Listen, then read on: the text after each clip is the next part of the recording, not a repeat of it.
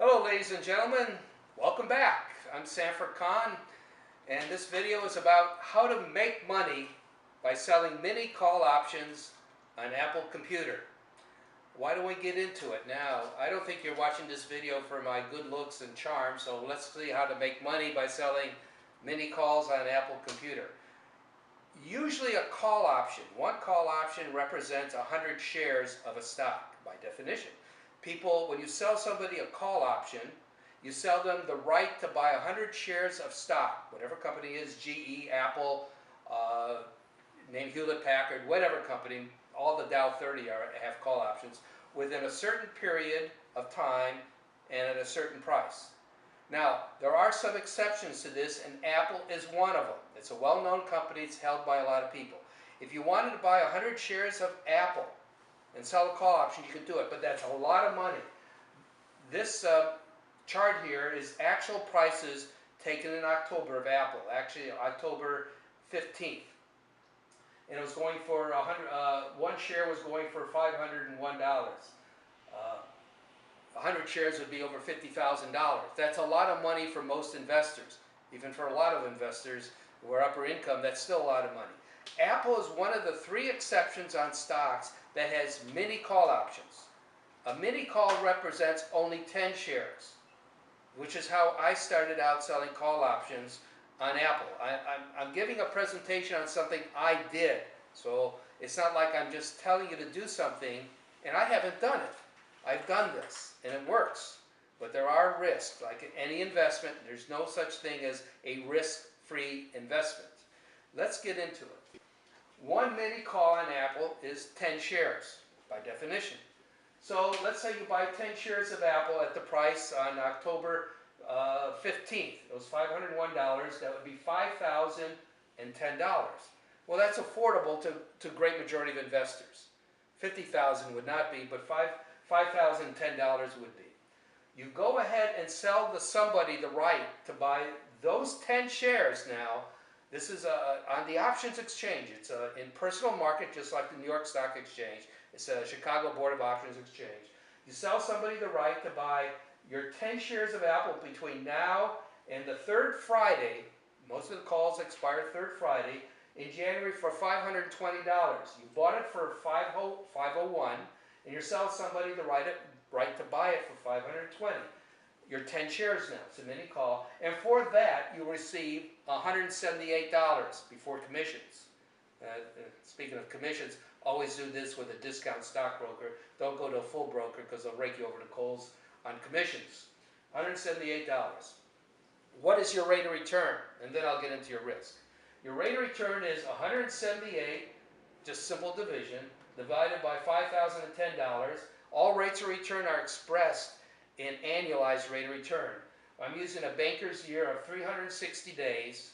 Instead of 365, I use 360. And when I sold this option, it was 93 days till expiration. I got these numbers from TD Ameritrade options chart.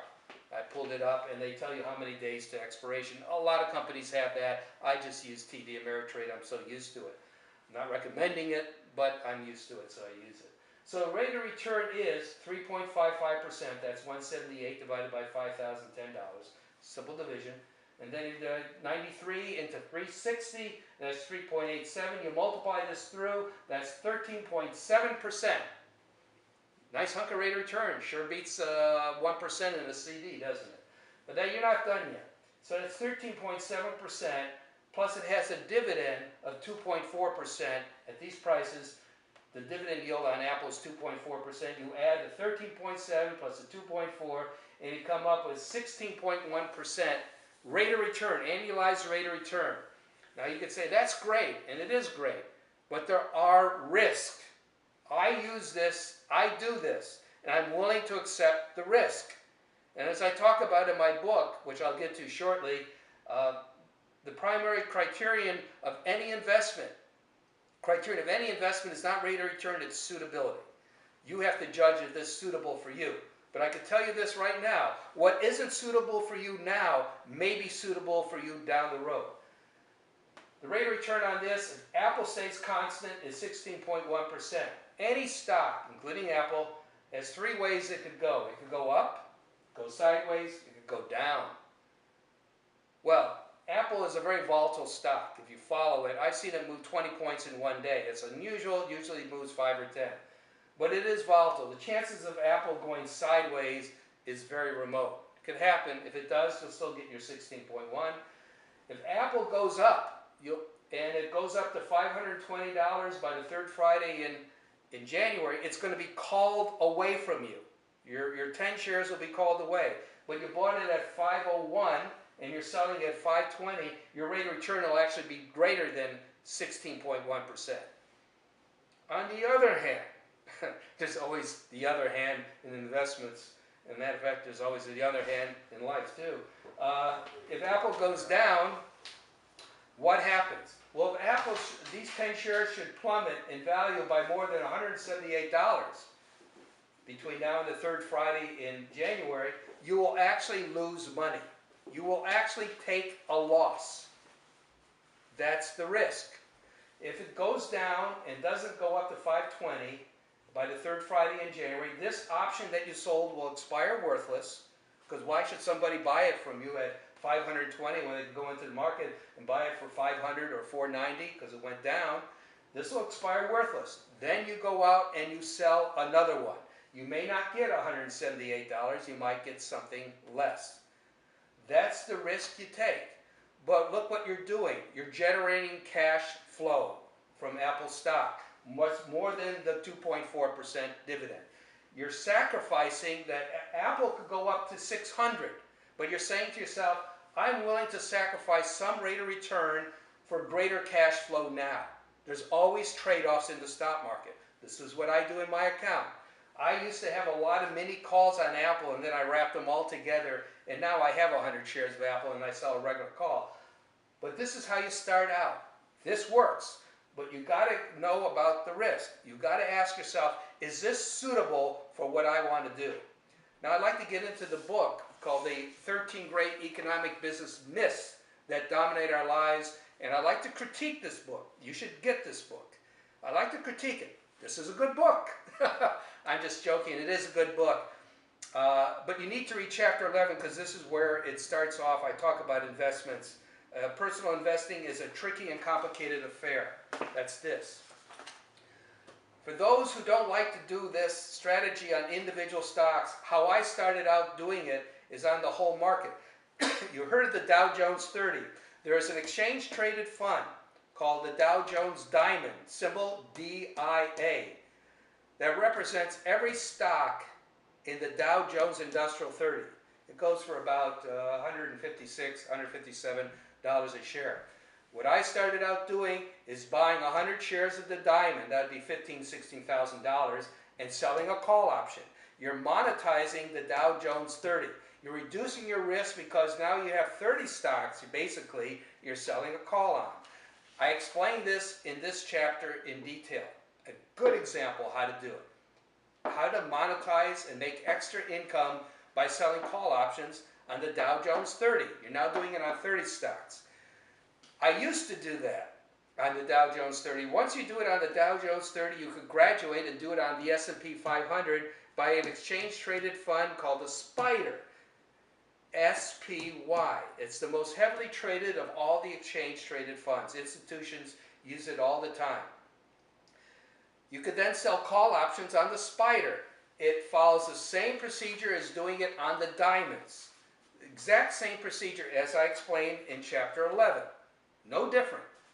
It actually is like this. But one of the advantages of going to the SPYDER, SPY, is that they have mini call options on that too. There's 3 stocks that have mini calls: Apple, Amazon, and Google. And then the exchange-traded fund, SPYDER, SPY, has mini calls. Works the same as this. Works the same as the diamonds that I explained, Dow Jones Diamond, in the book right here.